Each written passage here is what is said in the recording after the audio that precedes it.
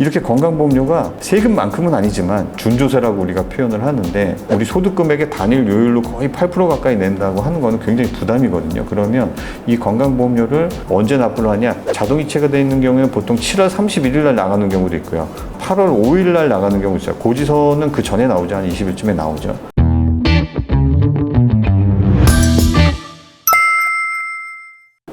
안녕하세요. 요번 6월에 종합소득세 신고를 하셨잖아요. 근데 7월 31일 또는 8월 5일에 건강보험료가 아마 큰 금액이 정산이 될 거예요. 이게 뭐냐면 1년에 한 번씩 하는 건강보험료 이제 보수총액 신고라고 해서 정산을 한 번씩 하는 건데 우리가 작년 1년 동안 2024년 1월부터 2024년 12월 동안 냈던 건강보험료는 나의 전년도 소득 기준인 거예요. 그러니까 2024년 소득에 따른 건강보험료를 내야 원칙이지만 2024년 기준에는 내가 2024년에 매출이 얼마고 경비가 얼마고 순이익이 얼마고가 정해지지 않았잖아요. 그러니까 임시로 2023년 기준으로 과세를 하고 있는 거죠. 근데 잘 생각해 보면 2023년 소득도 언제 알았냐면 2024년 6월 종합소득세 신고를 하면서 비로소 알게 됐고 그때 국세청에 넘어간 거예요. 그러니까 2023년 기준으로 2024년 보험료를 냈다고 말하는 것은 2024년 7월 보험료부터입니다. 왜냐하면 2024년 상반기 1월부터 6월까지는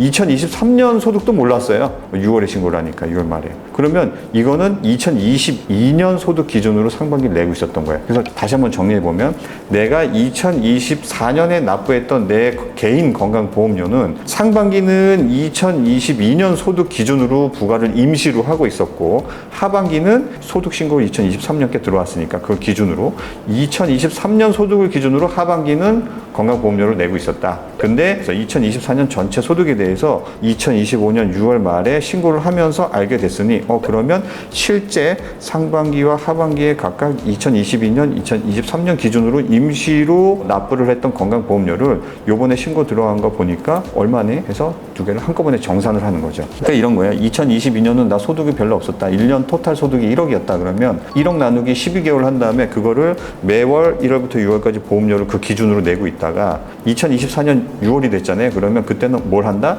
2023년 종합소득을 하잖아요. 그럼 2023년 소득을 알게 돼요.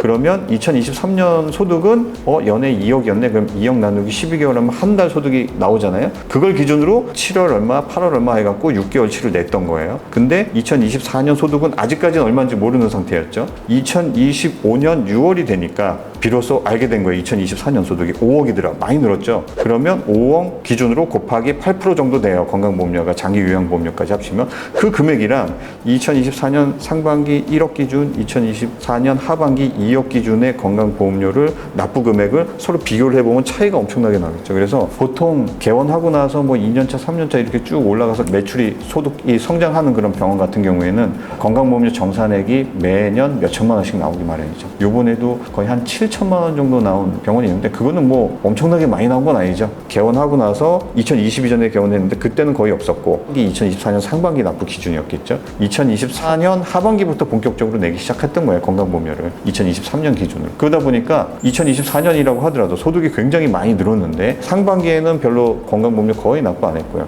하반기에만 많이 하신 거죠. 그러다 보니까 정산 금액이 굉장히 많이 나왔어요. 이렇게 건강보험료가 세금만큼은 아니지만 준조세라고 우리가 표현을 하는데 우리 소득금액의 단일 요율로 거의 8% 가까이 낸다고 하는 거는 굉장히 부담이거든요. 그러면 이 건강보험료를 언제 납부를 하냐? 자동이체가 되어 있는 경우에는 보통 7월 31일 날 나가는 경우도 있고요.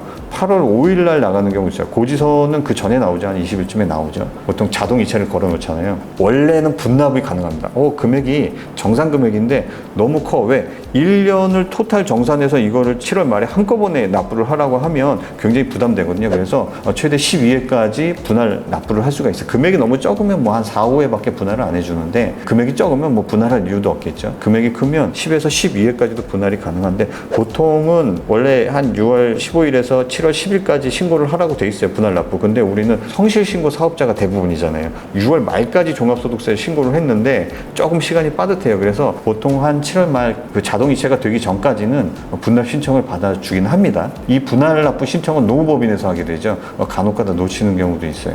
그래서 7월 말 자동이체 되신 분들은 이제 그 전에 한 3, 4일 정도까지만 신청을 하시면 분할 납부가 가능하고요.